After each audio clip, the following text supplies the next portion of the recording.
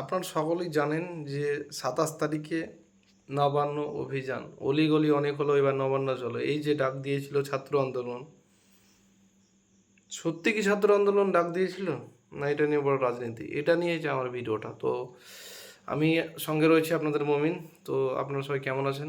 আশা করছি মোটামুটি ভালোই আছেন এখন। তো আজকের ভিডিওটা হচ্ছে নবান্ন অভিযান বড় ফ্লপ। ছাত্রকেই বলছি, ছাত্রদের আন্দোলন আজকে যে নবান্ন অভিযান ছিল সেটা আজকে বড় ফ্লপ হয়েছে। কেন? তার আপনারা সকলেই জানেন যে সেটাতে কিন্তু অনেক পলিটিক্যাল ঢুকে গেছিল। হ্যাঁ, ছাত্রদের নামে যে পলিটিক্যাল খেলা হচ্ছে আপনারা হয়তো এতক্ষণে অনেকে বুঝে গিয়েছেন। ছাত্র নেই তো, ছাত্র কোথায়? আজকে তো দেখতেই পেলাম না। আজকে আমি তন্ন তন্ন করে প্রত্যেকটা ভিডিও দেখলাম মোবাইলে, প্রত্যেকটা নিউজ চ্যানেল দেখলাম, সবে 60 বছরের উপরে, 60-65, কিছু ছিল 10-15 বছর চ্যাংড়া ছোলা কিছু ছিল।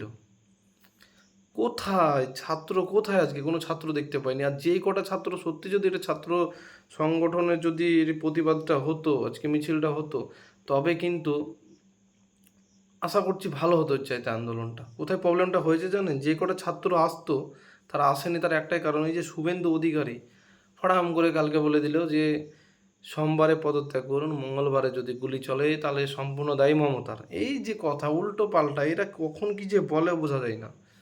এই যে বলল, তারপর ধরুন আমি একটা ছাত্র, আমার বাড়ি থেকে যে আমি যাব, এই যে শুভেন্দু অধিকারের বক্তব্যটা যদি শোনে যে গুলি চললে মমতার দায়ী, পাঠাবে? কোন একটা বাবা মা পাঠাবে? কোনোদিনই না।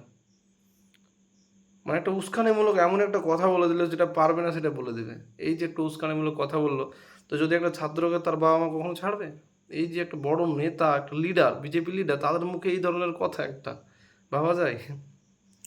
তো যদিও এটা ছাত্র আন্দোলন ছিল না, বিজেপিরই একটা আন্দোলন ছিল, সেটাতে আর কোনো রকম সন্দেহ নেই, আশা করছি আপনাদেরও নেই।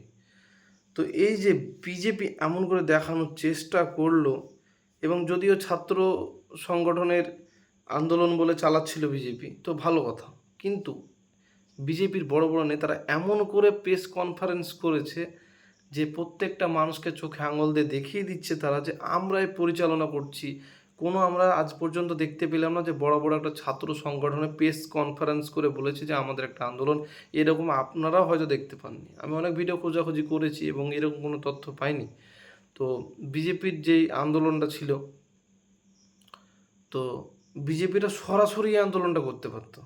সরাসরি যদি সেরকম আন্দোলন করার ইচ্ছে ছিল, সরাসরি বলতে পারতো যে বিভিন্ন ধরনের যেই সব রাজনৈতিক দল আছে, অপোজিশন পার্টি, সিপিএম, কংগ্রেস এবং বিজেপি মিলে, সবাই মিলে আন্দোলনটা করা যাক, নবান্ন ঘেরাও করা যাক। কেন তিলক তোমার বিচার কেন আজ পর্যন্ত পেল না?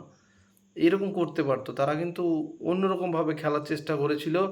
এবং তাদের মনে কিন্তু শুভেন্দু অধিকারী কিন্তু সত্যি একটা চেষ্টা করেছিল সেখানে আজকে একটা বড় সড়ো দাঙ্গা লাগানোর। এবং এটা কিন্তু আমি বলছি পুরো সত্যি কথা, আপনারা কে কী মাইন্ডে নেবেন এটা বড় কথা নয়।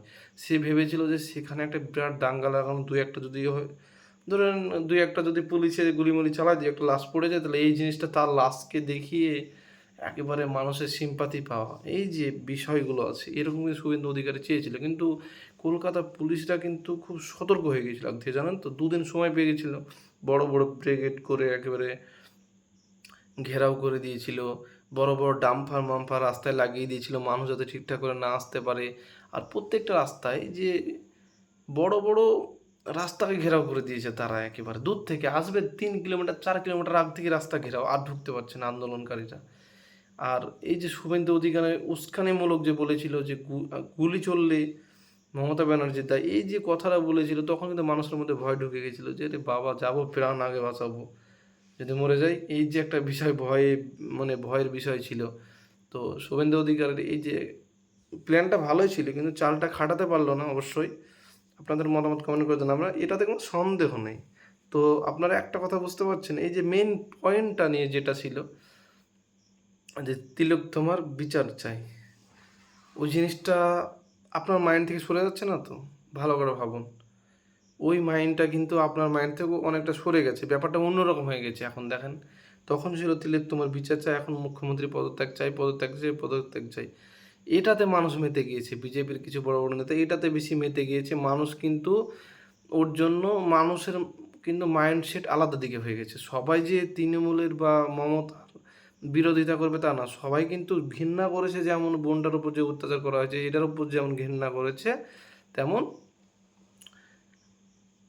মমতাকে যে সবাই পছন্দ করে না এটা কিন্তু না, ওটার প্রতি কিন্তু সবাই ঘৃণা করে। 100 জনের মধ্যে 90 জন কিন্তু ঘৃণা করছে যে কাজটা হয়েছে।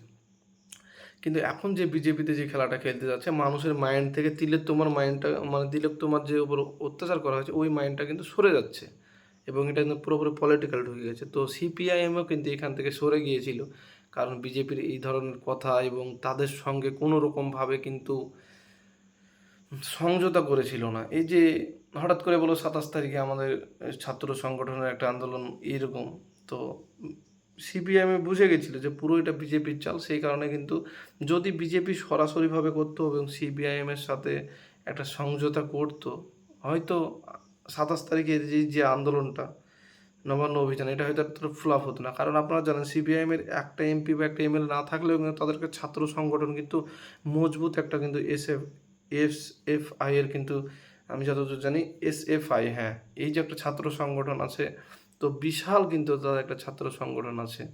তো আজকের এটা হয়তো এতটা ফ্লপ হতো না, কিছু একটা হয়তো হতো।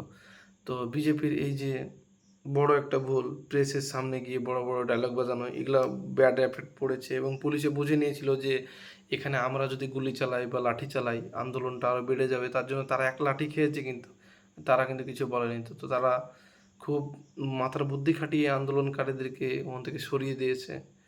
তো আমার মতামত যেটা জানালাম, আপনাদেরও মতামত আশা করছি জানাবেন। তো দেখা হচ্ছে পরের ভিডিওতে।